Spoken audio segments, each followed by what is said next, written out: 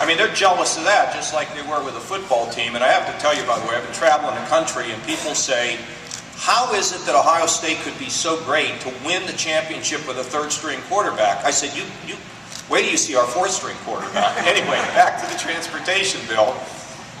It's really a terrific bill, and you can see, I think the other thing that's been good, tell me, have any of you really been trapped by the orange barrels? Have they planned it pretty well? How many feel as though it's been planned pretty well? Raise your hand. Okay, and how many think that Jerry has not done a good job in planning this? Raise your hand. Oh, come on, somebody didn't like what he's doing. But anyway, I think, Jerry, you've managed all the construction.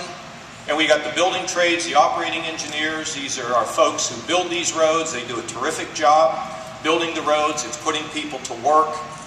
All in all, it's really, really terrific. Now, I have two 15-year-old twin daughters. And they're actually on vacation, and they went to Mexico.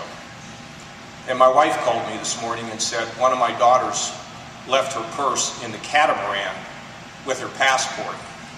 And I said, wife, I know it's April Fool's Day. She did not get me this year.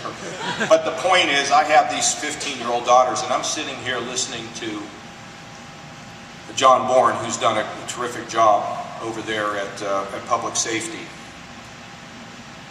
Can you imagine losing a son and a daughter?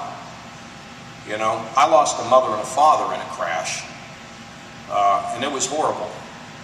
But can you imagine losing a son and a daughter? And so John's brought Colonel Bourne. He used to run the highway patrol, and he's toughening up the way in which our kids get trained through these driver training schools.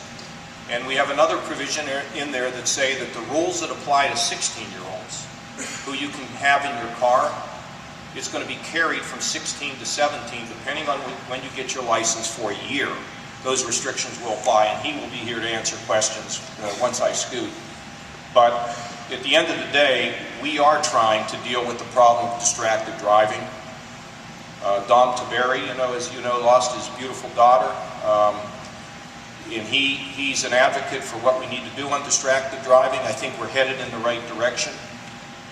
And when we all have these cell phones and texts, and we just forget it because you take your eyes off the road and bad things can happen.